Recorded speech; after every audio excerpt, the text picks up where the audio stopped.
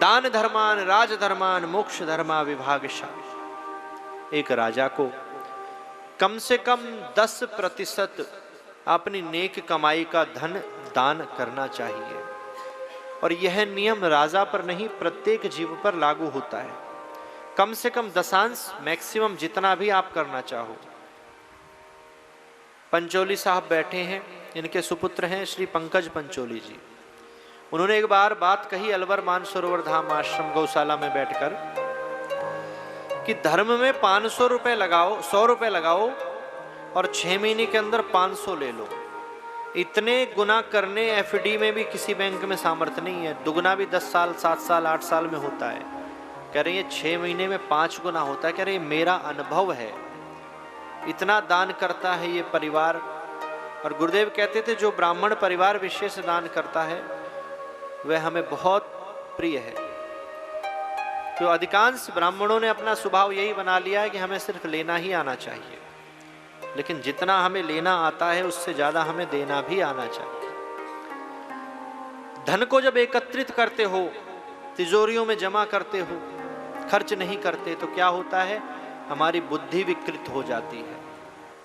लाख प्रयास करो पैसा ना खर्च हो। 2023 में आने के बाद भी सन 1984 मॉडल का स्कूटर रखो जो 3 बार झुकाने के बाद स्टार्ट होता हो। रिमोट के सेल मत बदलवाओ, जब तक सेल ठीक है 1 महीना चला और बाद में थप्पड़ मार के 6 महीने वो रिमोट भारत में चलता है। क्यों चलता है? 20 रुपए खर्च हो जाएंगे बैटरी लगाने में। पेट्रोल खत्म होने के बाद भी स्कूटर को चला दिया जाता है। कैसे? झुकाकर।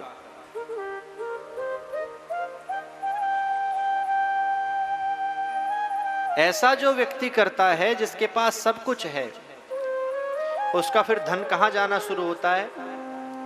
हॉस्पिटलों में, कोर्ट कचहरी में, नाना प्रकार के झमेलों में उसका धन खर्च होता है और वह चाहकर भी फिर नहीं रोक सकता। शरीर में पीड़ा अलग होती है, मानसिक अशांति अलग होती है और फिर भी वह धन जाने से नहीं रोक पाता। घर में बच्चे का जन्म होता है, अस्वस्थ बच्चा पैदा हो गया, क्या कर सकते हो? धन किस काम का है? तुम क्या अपने साथ ले जाओगे? सबसे बड़ा धन भगवान का क्या है? पहला धन निरोगी काया, हम स्वस्थ रहें। दूसरा धन हमारी संतान स्वस्थ हो, बुद्धिमान हो, अच्छे संस्कार हो। संसार का सबसे धनवान व्यक्ति कौन है? जिसकी संतान उसके कहे के अनुसार चलती है, जिसके पुत्र पुत्री उसकी बात मानते हैं। और संसार का सबसे निर्धन व्यक्ति कौन है?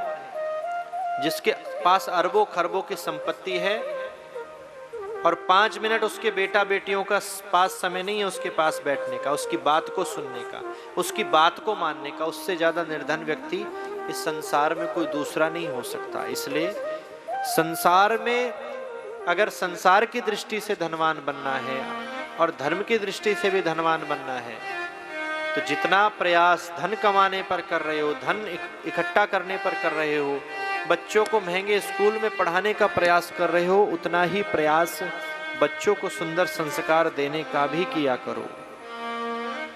पूत कपूत तो क्यों धन संचय, पूत सपूत तो क्यों धन संचय। आत्मदेव जी इतना कुछ छोड़ के गए, धुंधकारी ने सब बर्बाद कर दिया, सब उड़ा दिया वैश्याओं में, चोरी करने लगा, वह भी कम पड़ने लगा। और प्रहलाद जी को हिरण्याकश्यपु ने कुछ नहीं दिया, फिर भी ऐसा राम नाम का धन कमाया कि युगों युगों तक उनकी कथा गाई जा रही है। अगर पुत्र सुपुत्र है तो अपनी मेहनत से इतना धन कमा लेगा जितना तुम पूरे जीवन में नहीं कमा सके। और अगर पुत्र कुपुत्र है तो जितना आपने पूरे जीवन में कमाया है उतना वह 6 महीने में बर्बाद कर देगा।